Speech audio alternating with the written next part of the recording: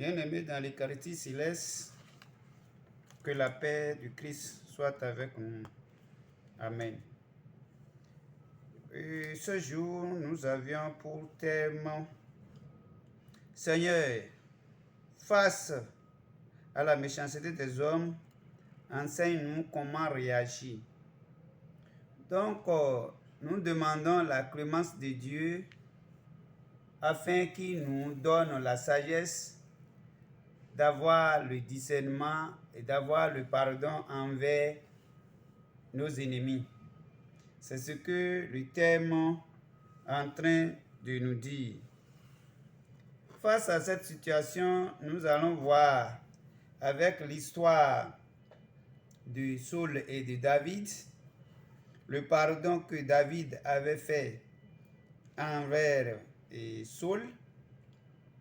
Alors, nous allons expliquer un peu les mots qui engendrent la phrase et le thème. Si nous disons Seigneur, c'est le nom donné par les chrétiens à Dieu, en parlant du Père, soit de Jésus-Christ.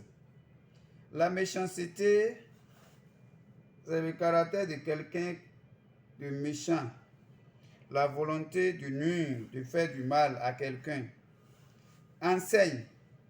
Enseigner, c'est le verbe du premier groupe. Donc, la transmission de connaissances techniques à quelqu'un. Réagir. Réagir en retour, réciproquement, pour avoir une réaction face à face pour une action. Je reformule le terme en disant que l'Éternel Dieu nous montre comment réagir face au mauvais comportement des hommes. Parce que dans une société, dans la société, nous avions toute une gamme, toute une masse d'hommes. Et nous avons le devoir de vivre avec eux. Alors, pour ce faire, nous avons le devoir de demander la clémence de Dieu qu'il nous pardonne et qu'il nous donne la réaction face aux hommes de la mauvaise foi. Comme disait le premier texte, Psaume 2, verset 2, Psaume 2, verset 1 à 12, est l'une des psaumes qui a parlé vraiment de comment on doit faire face dans une situation très pénible. Alors, mais Dieu ne laisse pas son nom. Non, Dieu est toujours avec nous. Et si nous regardons un peu dans ce texte, nous voyons beaucoup de réalisations face au pardon que les rois ou les prophètes en ont fait entre eux. Donc, je peux dire que le premier texte est l'un des psaumes messianiques qui prophétise la venue du Messie de Dieu, Jésus-Christ, qui viendra racheter Israël et régner sur le royaume de Dieu.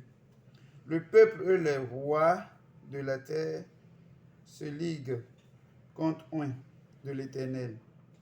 Donc, ici, si nous prenons l'exemple simple de Saül et de David, vous savez, et par la mauvaise gérance, l'arrogance de Saül, Dieu a enlevé sa main de la règne de Saül. Parce que Saül, par sa méchanceté, par son arrogance, Dieu a laissé sa protection en Saül. Et que Saül ne pouvait plus gouverner alors le royaume. Dieu a choisi David. Et le prophète Samuel doit oindre David. Pour ce faire, d'abord,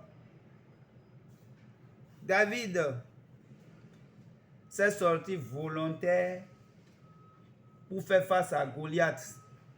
C'est ce qui lui a permis de terrasser Goliath. Donc il a tué Goliath. Du coup, le peuple israélien a pris considération à David. Et il voudrait bien sûr que David vraiment devienne l'homme le plus fort. Le plus fort parce que lui, il est sorti volontaire pour aller combattre le géant Goliath. Malgré les effets d'armes, les armements qu'on lui avait portés en ce temps, il a refusé. Et il est allé à la rencontre de Goliath avec une pierre et de la lance. Et il a pu terrasser Goliath. Donc ça a suscité une révolte, une méchanceté, une jalousie envers le roi Saül. Et Saül voulait vraiment sa mort. Et pour ce faire, il a dû donner sa fille à David pour que David soit son gendre. Mais David a refusé. David a dit non, je suis de la famille pauvre. Comment peut être le gendre d'un grand roi? Mais il a opposé que cela soit ainsi. Et finalement, David, comme c'est le roi qui a parlé, David a l'obligation de prendre en mariage le fils du roi Saül. Il a pris le fils du roi Saül. Regardez comment David a tué Goliath. Regardez dans le film. David a pu terrasser Goliath, le géant des géants. Voyez. Donc, c'est comme ça David, son problème a commencé parce qu'il aurait tué Goliath en ce temps. Pour que le roi Saül puisse faire l'assassinat de David, il lui a donné sa fille en mariage, ce qui a été fait. Du coup, quand le roi est fâché ou bien il est fatigué, c'est David qui lui fait la musique. David, en voulant lui faire la musique un jour, parce qu'il s'est fâché d'une situation, David faisait la musique quand le roi Saül l'a fléché directement sur la poitrine. Et David a épargné, il s'est échappé à la flèche là. Regardez comment David a tué Goliath. Il a coupé la tête. Donc, par cela, du fait qu'il a tué Goliath, Saül n'était pas d'accord. Qui suis-je? Qui est David pour tuer un grand Goliath? Donc, il y a fléché. David a pu épargner. Et David a pris la fuite. David a pris la fuite. Saül est en train de chercher de voir un moyen pour le tuer. Or, l'aîné du roi Saül, Jonathan, il est ami. Il ne voulait pas la mort de David. Donc, quels que soient les complots envers David, le fils aîné du roi Saül vient vendre la mèche à David pour dire, ah, mon père d'ici et ça, donc ne dors pas ici aujourd'hui. Il va envoyer les espions, on viendra te kidnapper. David fuit. David fuyait, il est allé se cacher dans une grotte que David se cachait. Alors, comme le roi Saül, le roi est le tout-puissant, bon, David, afin que David puisse avoir ces genres de victoire, il a été oint par le prophète Saül. Maintenant, il a été oint par le prophète Samuel, justement, par le prophète Samuel. Le roi Saül est un homme oint. David aussi est un homme oint. Lorsque David était caché sur les grottes, et Saül le cherchait, et il a laissé ses gardes, et lui seul, il est rentré dans la grotte. David était quelque part. Et il a dépassé David. David pouvait le tuer. Mais, comme le thème de ce jour nous dit, face à la méchanceté des hommes, enseigne-nous comment réagir. Dieu a inspiré le cœur de David et David a coupé un peu le manteau, le vêtement que Saül apportait. Ce que Saül apportait. Parce que Saül, lui, il est fatigué et il voulait bien sûr se cacher là pour se reposer un peu. Alors David était en cachette. Il était en cachette, il était au refuge en ce temps. Donc il a coupé un peu le vêtement du roi Saül. Et après, il lui a montré ça. Qu'au moment où le roi dormait, qu'il pouvait le tuer valablement. Mais David a dit, je ne dois pas le tuer parce qu'il est un homme oint. Moi aussi, je suis un homme oint. Donc l'homme qui a reçu l'onction de Dieu est un homme, un élu de Dieu. On ne doit pas en aucun cas se révolter contre celui-là. C'est vrai, aujourd'hui, il est fort probable que dans les églises aujourd'hui, surtout dans notre église aujourd'hui du Christ Céleste, les pasteurs, les dévanciers, les chargés et les fidèles se chamaillent. Ils se rentrent dedans. Or, étant donné que le dévancier ou le chargé qui a raison, ou c'est le dévancier qui a raison, on doit s'auto-juger. On doit s'auto-juger. On ne doit pas se dire parce que je suis le plus suprême ou bien je suis si, je dois le battre. Il est le plus faible. Je dois le terrasser. Non. La Bible refuse ça. Étant donné que vous êtes tous des hommes à qui on a mis l'huile, l'onction sur la tête et vous avez reçu l'onction de Dieu, vous devez faire des discernements en vos révoltes. Vous ne devez pas aller à la vengeance. Vous devez questionner le bon Dieu afin que le bon Dieu vous révèle ce que vous devrez faire. On ne doit pas aller directement à la vengeance contre, comme on disait, va en guerre. Non, on ne doit pas faire va en guerre. Parce que toi, dévancier, ton chargé a fait quelque chose du mal, ou ton dévancier supérieur t'a fait quelque chose du mal. Vois le comité, l'ensemble du comité, ils n'ont qu'à décider et trouver une solution, un consensus. Ah oui, un consensus. On ne doit pas se dire, ah, parce que lui, il est un simple et fidèle, ah, on doit le minimiser, on doit le brutaliser. Non, ce n'est pas ça. Étant donné que nous tous, nous avions pris l'onction, vous avez une part de responsabilité vis-à-vis de vous. On ne doit pas dire, parce que lui là, il n'est pas encore une grade supérieure, c'est pourquoi on va le terrasser, on va le tabasser.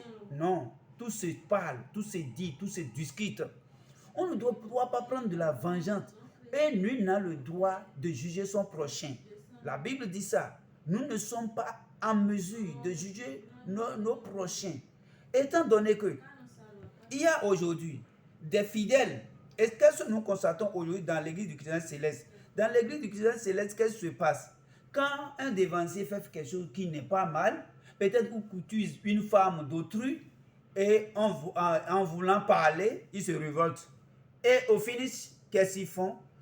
Ils cèdent la paroisse et puis il s'en va ouvrir encore son église. Et il continue avec ses œuvres de méchanceté. Il continue toujours dans ses péchés inédits. Il continue dans ses péchés comme ça.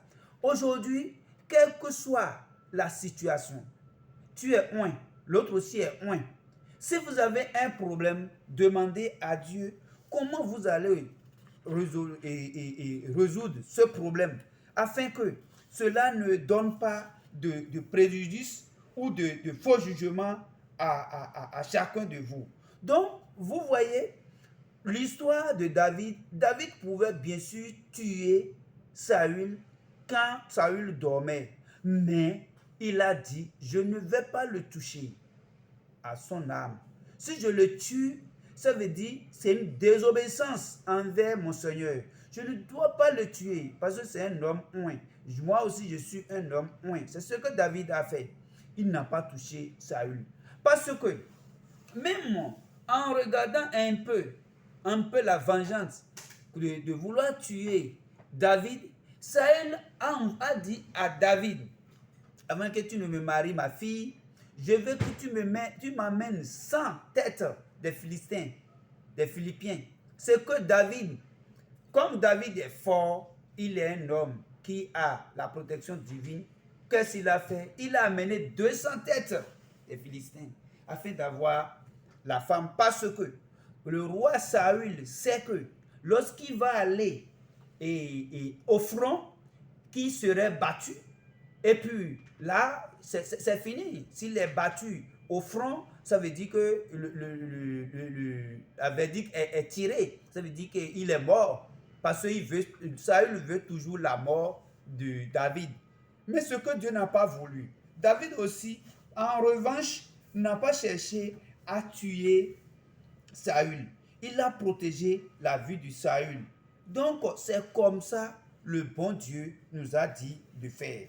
Pour la seconde lecture, ce que la seconde lecture nous a dit, on dit, l'apôtre Paul demande de ne pas avoir le même comportement que les méchants. Quels sont les comportements des méchants? Les comportements des méchants, c'est la violence, la tuerie, le meurtre. C'est ça. C'est ça le comportement des méchants. Or, nous ne sommes pas des méchants. Nous sommes la lumière de ce monde.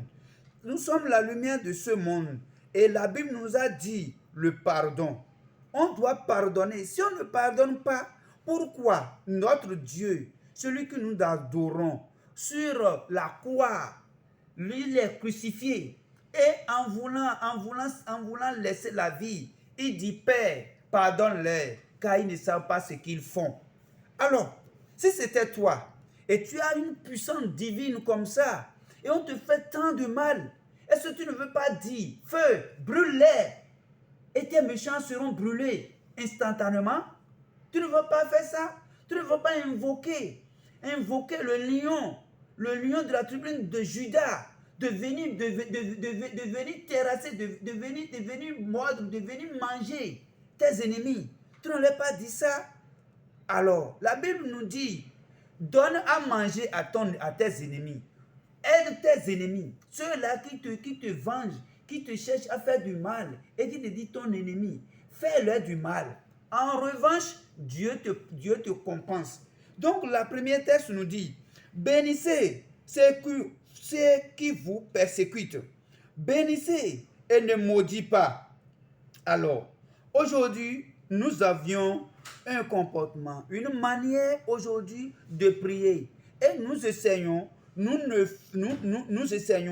maudire, nous maudissons aujourd'hui nos ennemis. Ce que la Bible nous refuse.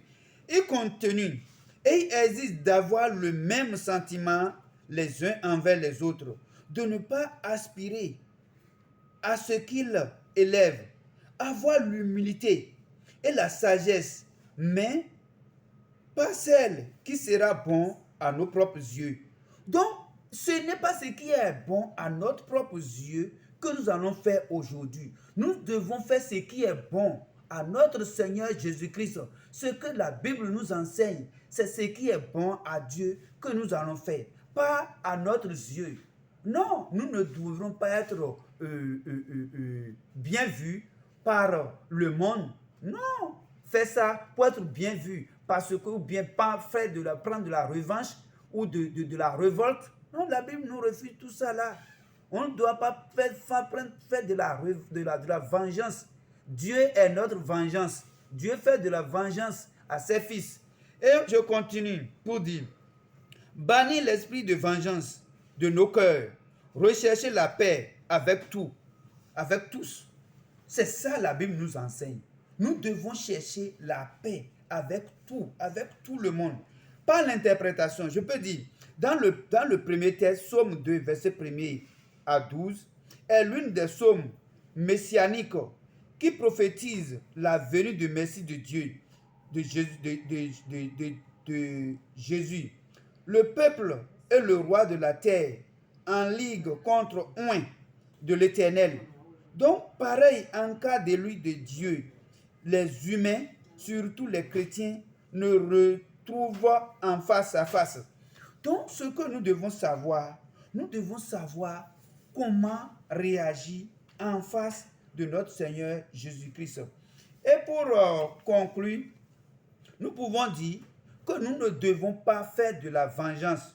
Ne vous vengez point vous-même, bien-aimés, mais ne réagissez pas en face de la colère, car il est écrit, à moi la vengeance, à moi la rétribution, dit le Seigneur. Romains 12, verset 19. Face à la méchanceté des hommes, Dieu veut que nous nous manifestons avec douceur envers tous. Témoigner de l'affection à nos ennemis, de manière à atteindre ainsi leur cœur et leur conscience. Que Dieu nous accorde ce cœur et nous aide à en faire de bon usage. Merci. Merci pour le peu que nous venons d'entendre. Que Dieu soit loué. Amen.